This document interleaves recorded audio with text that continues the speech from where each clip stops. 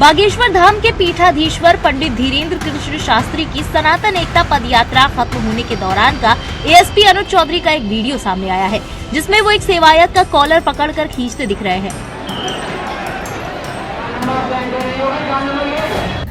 हाल ही में आजम खान साहब को एक हफ्ते में 3 बड़े मामलों में राहत मिली थी और उसके बाद वो जेल की सलाखों से बाहर आए थे। लोग बड़े खुशी मना रहे थे और मैंने तब भी कहा था थोड़ा बचकर, क्योंकि जो टाइमिंग है और टाइमिंग से पहले यानी रिहाई से ठीक पहले जो माहौल आजम खान साहब के खिलाफ के पक्ष में बनाया जा रहा है कि वो समाजवादी पार्टी छोड़ देंगे, अखिलेश से नाराज है, बीएसपी में शामिल हो जाएंगे, तमाम चीजें ये किसी खास मकसद से किया गया। वरना आप सोचिए, छोटे छोटे मामलों में अगर किसी व्यक्ति को जेल की सलाखों के पीछे ठूंस कर रखा जाए और कोर्ट की मतलब एक अदालत भी इस बात पर टिप्पणी कर दे कि लगता है कि आजम खान साहब को जेल की सलाखों के पीछे रखना मकसद है, तो खुद सोचिए ऐसा कैसे होगा। अब देखिए नया मामला आ गया, शायद खरे नहीं उतर पाए बीजेपी की मंसूबों पर, इसीलिए शायद एक और मामले में सजा हो गई, जेल चले गए। लेकिन आज बात सिर्फ ये नहीं है कि आजम खान साहब जेल गए। मैं तो कहता हूं जिसने गलत किया उसे जेल की सलाखों के पीछे होना चाहिए, चाहे वो कितना ही कद्दावर नेता, अधिकारी, मंत्री कोई भी हो। लेकिन सवाल यह उठता है कि एक देश दो विधान कब तक चलेगा। आपको दिखाऊंगा भारतीय जनता पार्टी के कद्दावर नेता रहीं, उनके खिलाफ उसी समय मामला सेम उठा था 2 पैन कार्ड वाला, लेकिन ना जांच की और ना कोई मसला उठा। इस देश की मीडिया में तो हिम्मत तक नहीं थी उस वक्त उस नेता के बारे में कुछ लिख पाए। खैर, एक देश दो विधान का जो मैंने जिक्र किया वो भी दिखाऊंगा कि कैसे अखलाक के हत्यारों पर रहम बरसाया जाता है, लेकिन दूसरी तरफ जहां मुसलमान होते हैं उन्हें उम्र कैद की सजा सुना दी जाती है। दिखाऊंगा यह भी कि जब खाकी वर्दी वाले सरकार की और पार्टी के पैरोकारी करने लगे तो क्या होता है।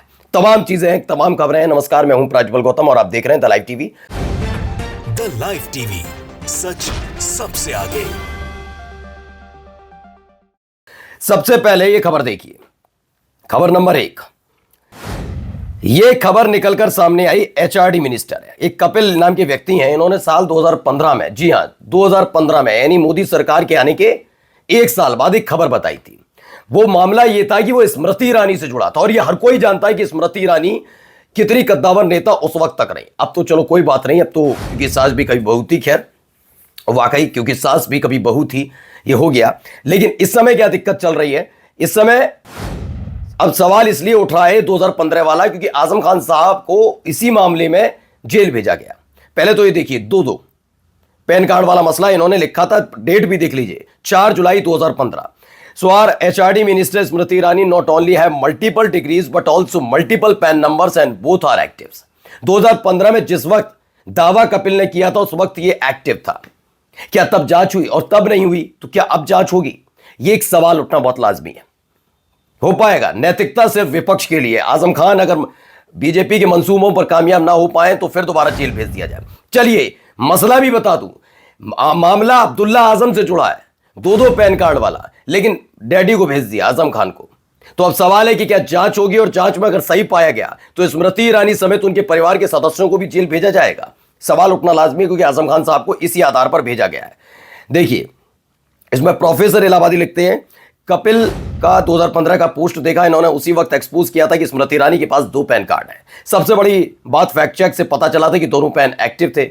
आज आजम खान साहब को जेल हुई 2 पैन कार्ड की वजह से। स्मृति ईरानी पर अभी तक कोई कार्रवाई क्यों नहीं हुई? देश की जनता जानना चाहती है, ये उनका सवाल है। देखिए यही वाला उन्होंने 1 using husband name, 1 using father name, ये दोनों चीजें। वंदना मीरा लिखती हैं, ये दोगला कानून क्यों? आजम खान को 2 पैन कार्ड के लिए 7 साल की सजा हो सकती है, लेकिन वहीं स्मृति ईरानी को 2 पैन कार्ड कितने साल की सजा हुई? सवाल हर कोई पूछेगा ना, मंत्री है। मैंने कहा ना, भारतीय जनता पार्टी ये खासकर ये वाली सरकार में पर्देदारी रही नहीं है, खुल्लम खुल्ला है, ये हमारा है, ये भ्रष्टाचार कर ले, ये घोटाला कर ले, ये नियम कायदे कानून को खूंटी पर टांग दे, नहीं, इसके खिलाफ तो नहीं। और तुमने गलती से भी रेड लाइट क्रॉस कर दी चलते टाइम तो यकीन मानकर चलिए 575 तरह के चालान कटवा देंगे, ये जिम्मेदारी है। ये स्थिति तो है। आगे देखिए, कविश अजीज ने भी उसका एक अलग फॉर्मेट निकाल कर सामने सबके सामने रखा। इसमें दोनों हैं। स्मृति ईरानी के 2 पैन कार्ड का जिक्र किया जा रहा है कि स्मृति ईरानी के 2 पैन कार्ड हैं। चलिए ये वाली तो कहानी हुई है।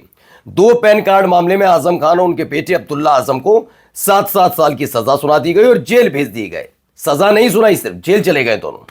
फिर से 1 महीने बाद ही मैंने जिस दिन ही आजम खान निकले तो उसी दिन भी ये कहा था कि इतनी खुश होने की जरूरत नहीं है। क्योंकि जिस तरह के बयान आजम खान साहब दे रहे हैं, वो अखिलेश यादव से नाराजगी नहीं जता रहे, अखिलेश यादव से आकर मिल ले रहे, ये बहुत बड़ी गलती है। दरअसल पश्चिमी उत्तर प्रदेश में भारतीय जनता पार्टी बहुत बहुत ज्यादा कमजोर है, पश्चिमी उत्तर प्रदेश में, और समाजवादी पार्टी मजबूती का कारण आजम खान भी है। जब से आजम खान जेल में है, तब से बीजेपी अपने पैर पसारने लगी है। आपको याद होगा, आरएलडी को अपने साथ भी इसीलिए लेकर आई थी, लेकिन आरएलडी कामयाब नहीं हो पाई। पश्चिमी उत्तर प्रदेश में वो करिश्मा नहीं दिखा पाई साल 2024 में, आपको याद है। अब उनको मालूम है कि अगर आजम खान जेल से बाहर रहे और जिस तरह के बयान दे रहे हैं, उससे बीजेपी कमजोर होगी और समाजवादी पार्टी मजबूत होती जाएगी। लश्कर भी तुम्हारा है, सरदार भी तुम्हारा है, तुम झूठ को सच कह दो, अखबार तुम्हारा है, इस दौर के फरियादी जाए तो जाए कहां, सरकार भी तुम्हारी, दरबार भी तुम्हारा है, ये कविश अजीज लिखती है। अब आइए, एक तो ये हुआ एक देश दो विधान वाली कहानी। अब एक देश दो विधान ये भी है क्या? Gujarat court sentence 3 to life imprisonment in cow slaughter case. क्या सुनाया गया? गुजरात कोर्ट ने गौ हत्या के मामले में 3 लोगों को यह सुनाया गया लाइफ इंप्रिजनमेंट, यानी कि उम्र कैद की सजा सुना दी। जबकि उत्तर प्रदेश की सरकार, राष्ट्रवादी सरकार, संतों की सरकार, रामराज वाली सरकार ने क्या किया? अखलाक के हत्यारों के खिलाफ जो चार्जेस थे उन्हें विड्रॉ कर दिया। अब आप समझ सकते हैं देश में कानून किस तरीके से चलता है और क्या करते हैं ये लोग, और फिर भी कहेंगे हम तो सबसे ज्यादा निष्पक्ष हैं। आइए अगली एक और खबर दिखाता हूं। यूपी के संभल जिले के टीएम डॉक्टर राजेंद्र पेंसिया और एसपी कृष्ण कुमार विश्नोई ने, संभल का तो आप जानते ही हैं, लखनऊ में मुख्यमंत्री योगी आदित्यनाथ से विशेष मुलाकात की। उन्होंने सीएम को पंचमुखी हनुमान जी की मूर्ति भेंट की। यह मुलाकात ऐसे समय में हुई जब 19 नवंबर को संभल की जामा मस्जिद के मंदिर के दावे और 24 नवंबर को संभल हिंसा को 1 साल पूरा होने वाला है।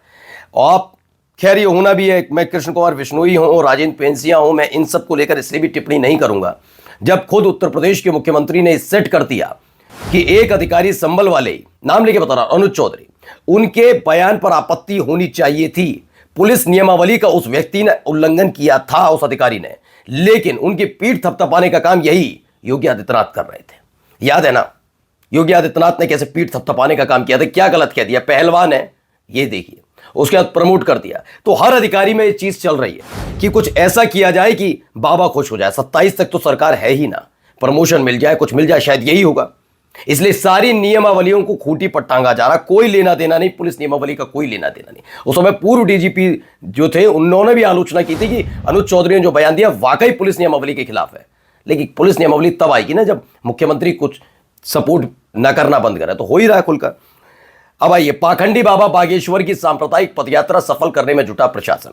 मजदूर मोर्चा नाम का है, जरूर आपने नहीं पढ़ा होगा, लेकिन ताकत देखकर आप समझ सकते हैं कि यह ताकत की जरूरत थी। अब आप कहेंगे पाखंडी किसी को लिख देने से ताकत कहां से आई? तो बात जो है हकीकत, यकीन मानकर चलिए, धीरेन्द्र शास्त्री आज तक साबित नहीं कर पाए।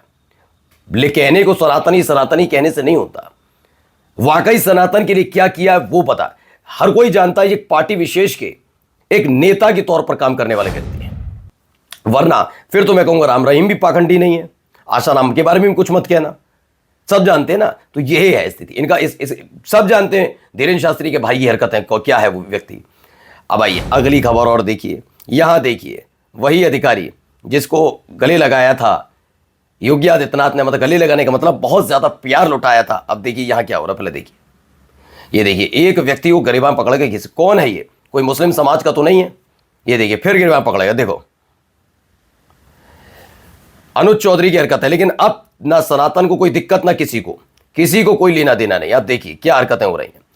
ये अनुज चौधरी हैं, चर्चित एएसपी अनुज चौधरी ने धीरेन्द्र शास्त्री की सनातन एकता पदयात्रा में सेवायत का कॉलर पकड़कर बाहर किया। लेकिन सनातनियों की भावनाएं आहत नहीं होनी चाहिए, क्योंकि अनुज चौधरी ने किया और धीरेन्द्र शास्त्री के कार्यक्रम में किया।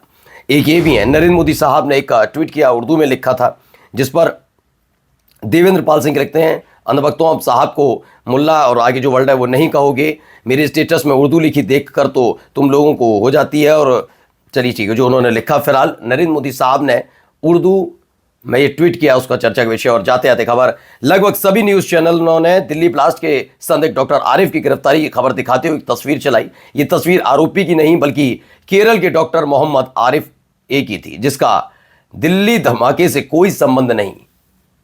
कैसी बातें, यहां तो कुछ भी कर सकते हैं, कौन सा है जो है TV9 भारतवर्ष, वियोन जी वाला, 5 जन, उसको तो अधिकार है 5 जन को, ठीक है। रिपब्लिक, DNA, न्यूज, जी न्यूज, न्यूज नेशन, कौन सा है ना, ओप इंडिया, ये तो चलाएंगे, इन्हें अधिकार दिया गया है। जब ये भारत और पाकिस्तान के बीच चल रहे विवाद में तमाशे कर सकते हैं तो ये तो हक बनता है इनका। नमस्कार। द लाइव टीवी, सच सबसे आगे।